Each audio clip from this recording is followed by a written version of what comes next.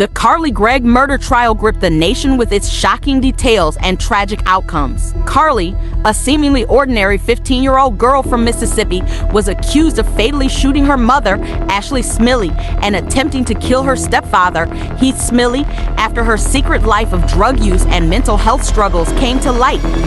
What appeared to be a straightforward case of teenage rebellion spiraling out of control was complicated by disturbing revelations of Carly's mental health crisis and emotional turmoil. The trial revealed chilling evidence, including home surveillance footage that captured the moments before and after the murder. In this documentary, we explore the events leading up to the crime, the courtroom drama that followed, and the final verdict that would seal Carly's fate forever.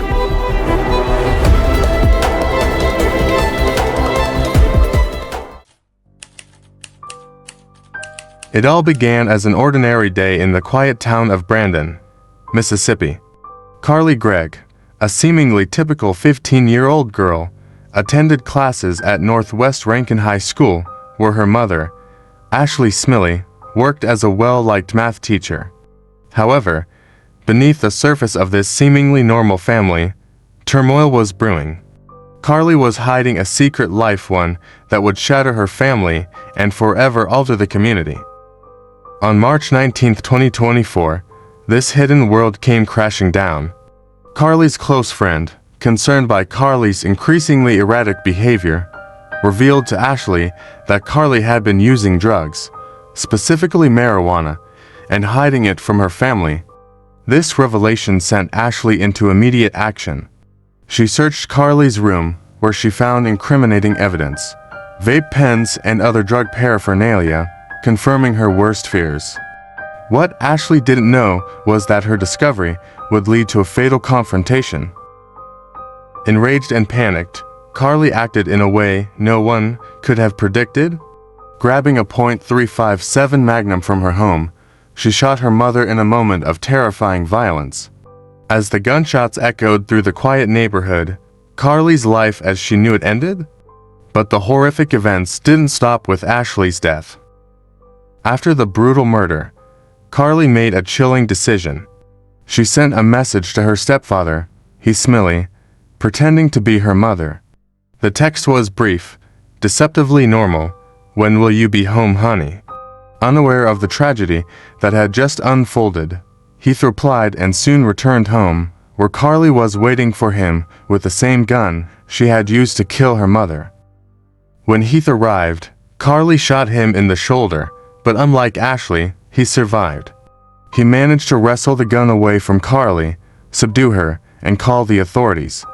Carly was arrested shortly thereafter, and the Smylie family's dark secret was thrust into the national spotlight. The murder shocked not only the local community, but also the entire country as details began to emerge. As the trial of Carly Gregg began, the courtroom became a place where the dark undercurrents of her life were exposed. The prosecution wasted no time in painting Carly as a calculated, manipulative teenager with a dangerous side. They argued that her secret life, hidden from her mother and stepfather, was far more troubling than anyone had imagined. She had been using drugs, engaging in dangerous behavior, and carrying multiple burner phones to evade parental scrutiny. The central claim made by the prosecution was that Ashley had discovered Carly's drug use on the day of the murder. Ashley's search of Carly's room confirmed her worst suspicions, and the confrontation that followed pushed Carly over the edge. The prosecution painted the murder as a premeditated act, one Carly carried out after her double life was revealed. But the defense presented a starkly different picture of Carly, a girl struggling with significant mental health issues, pushed to the breaking point. Carly's attorneys argued that she had been suffering from severe mood disorders, including dissociative episodes and extreme swings in behavior. According to their testimony, Carly had been hearing voices and experiencing delusions in the months leading up to the murder, all of which had been exacerbated by medication changes just days before the tragedy. Psychiatrists who examined Carly testified that she was in a state of psychosis when she killed her mother. They described her as deeply troubled, not only by her mental health struggles, but also by her overwhelming need to gain her mother's approval. According to their testimony, the discovery of her drug use was more than just a typical teenage rebellion being exposed. It was, in Carly's mind, the ultimate betrayal of her mother's trust. The defense focused heavily on Carly's deteriorating mental state, arguing that she was incapable of understanding her actions when she pulled the trigger. They pointed to journal entries found in Carly's room where she had written dark, disturbing thoughts like "there is no God," and "it's okay to be evil." For the defense, this was evidence of a girl spiraling into a mental health crisis, one that tragically culminated in violence. As the trial progressed, the courtroom became a battleground between the prosecution and the defense. The prosecution depicted Carly as a manipulative and dangerous teenager, deliberately hiding her drug use and plotting to kill her mother and stepfather. They pointed to the surveillance footage, showing Carly calmly walking through the house with the murder weapon in hand, and her use of her mother's phone to lure Heath home, as evidence of her cold-blooded intent. However, the defense presented a starkly different narrative. Carly's attorneys argued that she was in the midst of a severe mental health crisis, exacerbated by medication changes and emotional instability. They claimed Carly was experiencing psychosis at the time of the murder, unable to fully comprehend her actions.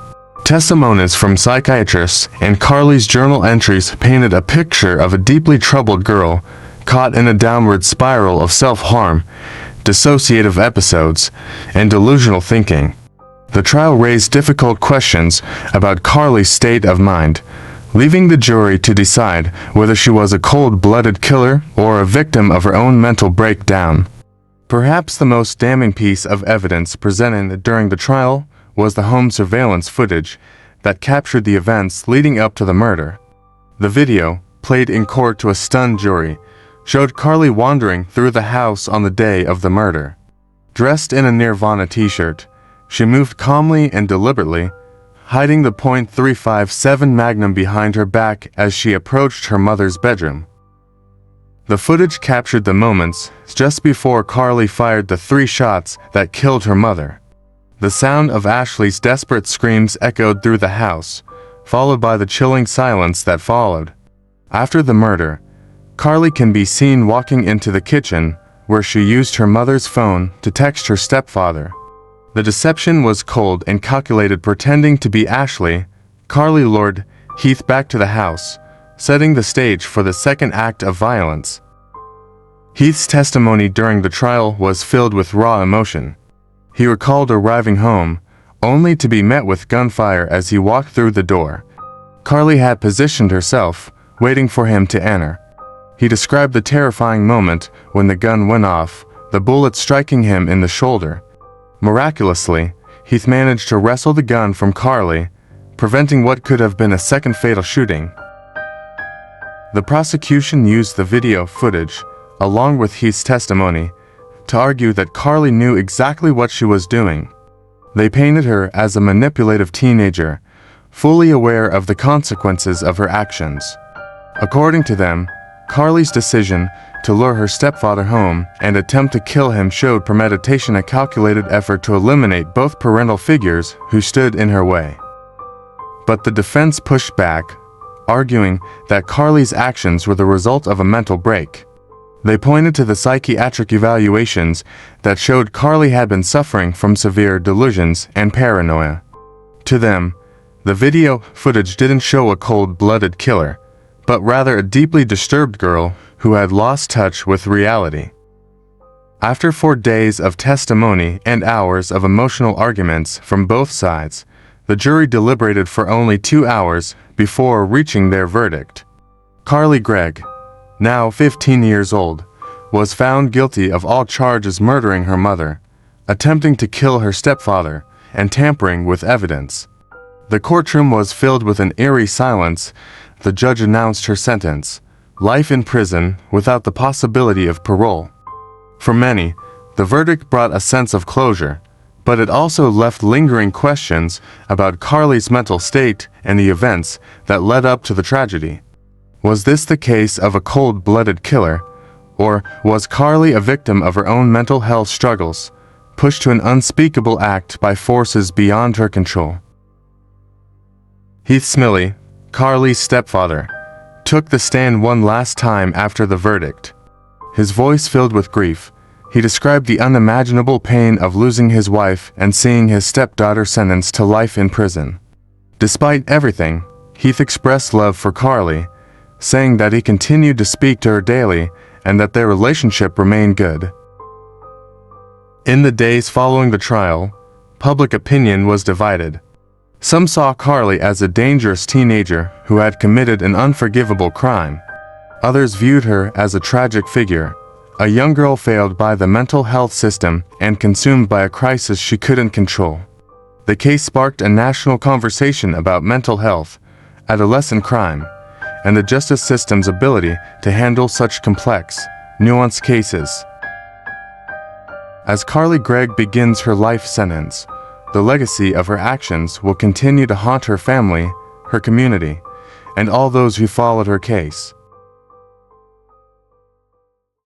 Okay, so get ready, because today's deep dive is, it's a tough one, not gonna lie. Yeah, this isn't one of those cases with easy answers, that's for sure. We're talking about Carly Gregg, 15 years old, and what she did, it's horrific. Absolutely, and it forces us to really confront some uncomfortable truths about mental health, about the justice system, about whether those two things can even exist in the same space, you know? Exactly. It's a case that defies those simple explanations we often reach for. We're going to try to understand what happened, but even more importantly, why it happened. We're talking about a real family tragedy here, and it all starts in Brandon, Mississippi. Carly Gregg, seemingly ordinary teenager, takes the life of her own mother. Her mother, Ashley Smylie, was a beloved teacher, and get this, she taught at Carly's high school. Which just adds another layer to this whole thing, right? Like, it's hard to even wrap your head around. And then it gets even more complex because Carly tries to do the same thing to her stepfather, Heath. Yeah, lures him back to the house with a text, pretends to be her mom. Chillin' stuff. And the prosecution, they really honed in on that detail, that text message. They said it was proof of premeditation that Carly was this master manipulator. Living this double life. Drugs, burner phones, the whole 9 yards. Their argument, Carly wanted her mom silenced, gone for good, after getting caught in her web of lies. And it does sound like cold, calculated premeditation when you put it like that. But then the defense throws a major curveball. They claim insanity. And suddenly, everything we thought we knew gets flipped on its head. Right, they start pointing to Carly's journals. Dark stuff. Phrases like, there is no God, it's okay to be evil. Disturbing, to say the least. Makes you wonder what was going on in her mind. It gets even more complicated. The defense brings in psychiatrists who say, hold on, this isn't just teenage angst. This is full-blown psychosis. And to make matters worse, they said it might have been made even worse by some recent changes to her medication. They really emphasized how much Carly needed her mother's approval, how devastating it would have been for her to get caught with drugs. Like her whole world came crashing down. Exactly. So now the question becomes, was this a premeditated act of murder or a young girl losing her grip on reality? It's the million-dollar question that hangs over this entire case, and to be honest, it's a question without any easy answers. You have these two completely opposite narratives.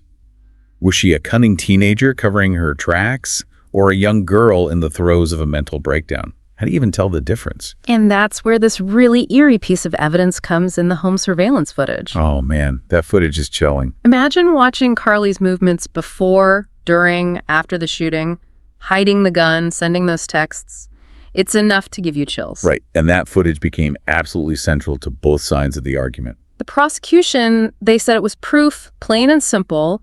She was aware of exactly what she was doing, covering her tracks. But the defense, they spun it a different way. They said it actually showed just how detached from reality she was, a classic sign of her mental state. So the same piece of evidence, two completely different interpretations. Almost like the footage itself is this visual representation of the whole debate. You see her moving, seemingly in control. But you can't help but wonder, is anybody home? It's deeply unsettling. It really makes you think about the line between what's real and what's imagined. How easily it can blur, especially in a case like this, and how terrifying that can be. And as if this whole thing couldn't get any weirder, we got to talk about Carly's stepdad. Yeah, his testimony, it adds this whole other dimension to the case. A layer of, I don't know, compassion, forgiveness. It's hard to even describe. He describes walking into that house completely unaware of what had just happened, what Carly had done. Only to come face to face with his stepdaughter holding the gun that had just killed his wife. It's just unimaginable. And here's the thing, even after all that, after staring down the barrel of that gun, Heath, he keeps visiting Carly in jail. Maintains a relationship with her. I mean, how do you even process that? It speaks to a level of grace, of forgiveness that most of us can't even fathom.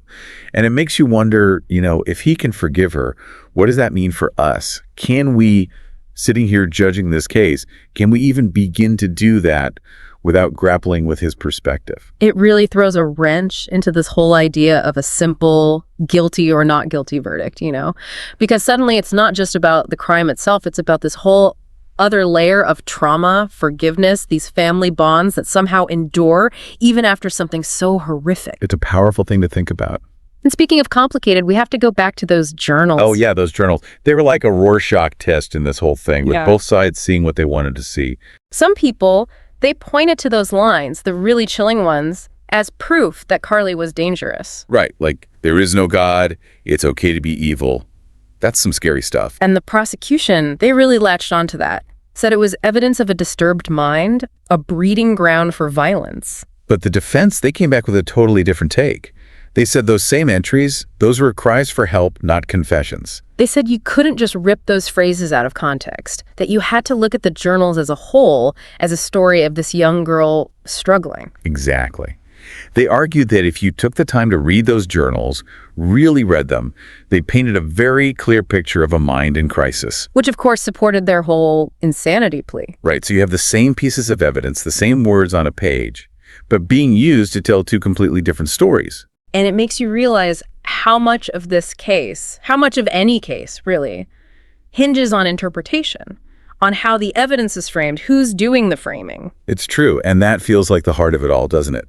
That difficulty of trying to figure out someone's intent, of figuring out if an act was calculated or if it was the result of mental illness, especially when you're dealing with someone so young. It makes you question the whole system, really, how we as a society, how we decide who's competent and who's not, especially in these extreme situations. Yeah, and it's not just about competency, it's about how much weight we give to expert testimony. You had experts on both sides in this case, each with their own interpretation of Carly's mental state. And it makes you wonder, in these high-stakes situations, whose opinion do you trust? Whose interpretation carries the most weight? It's messy, because it's clear that this girl, she was dealing with something serious, something dark. No doubt about it. But were those demons actually the ones driving on that day? That's a question that sticks with you. And after weeks of testimony, mountains of evidence, arguments flying back and forth, the jury, they had to make a decision. Had to decide Carly's fate. They deliberated for, get this, 2 hours. 2 hours. 2 hours to unpack a lifetime's worth of, just everything. 2 hours to decide the future of this young girl who, let's face it, she'd already been through so much. And the verdict? Guilty on all charges, murder, attempted murder, tampering with evidence. At 15 years old? Sentenced to life in prison. No parole. Life. Yeah. When you hear that word, the finality of it, It stops you in your tracks, It really does. To think that a 15-year-old could be facing that, spending the rest of her life behind bars. It's heavy stuff. And it kind of forces us to look beyond the courtroom, beyond just the legal stuff, Because when you have a life sentence for someone that young, especially with everything we know about Carly's mental health. It raises so many questions about the justice system itself, doesn't it? Absolutely. Like, how do you balance punishment with the chance of rehabilitation? How do you do that, especially when you're talking about a kid? What does justice even mean in a case this complicated, this emotional? It's so easy to look at this case, at the tragedy of it all, and say, well, she did it, she deserves what she got. But it's never that simple, is it? Not even close. When you start to peel back the layers, when you factor in Carly's mental state, the family dynamics, all those impossible choices everyone was facing. It becomes impossible to see this as just black and white, right? Exactly. And that's what I hope people listening, that's what I hope they take away from this whole thing. There aren't always easy answers. Sometimes it's messy, things are complicated. There are gray areas. Tons of them. And even when something truly awful happens, even then, There's often a whole lot more to the story than we can even imagine. This case, man, it really got to me. Makes you think about all the young people out there, the struggles they could be hiding. Makes you realize how fragile we all are, how devastating mental illness can be. And how important it is to approach these situations with understanding, with compassion. One thing that really struck me, and maybe it's a weird thing to focus on, but Heath, Carly's stepdad, he never gave up on her. It's pretty incredible. Even after everything, he forgave her, kept visiting her. That says something about the human capacity for empathy, you know? It really does. Maybe it even gives us a little bit of hope, right? Even in the midst of so much pain, there's still the possibility of healing, of forgiveness. It's a powerful thought. It really is. After days of emotional testimony and heart-wrenching evidence, the jury returned with their verdict. Carly Gregg, only 15 years old, was found guilty of all charges murdering her mother, attempting to kill her stepfather, and tampering with evidence. The sentence: life in prison without the possibility of parole. The courtroom fell silent. The judge delivered the final judgment, and Carly sobbed as she faced the reality of spending the rest of her life behind bars. The verdict brought a sense of closure, but it also left lingering questions about Carly's mental health and whether the justice system had fully accounted for her emotional state during the trial. The case sparked national conversations about mental health in adolescence, the pressures young people face, and the role the justice system plays in cases involving such complex psychological issues. Though the trial is over, the legacy of Carly Gregg's actions will continue to resonate in her family, her community, and across the country, as it forces us to reflect on the deeper, often hidden struggles that can drive a person to commit such devastating acts.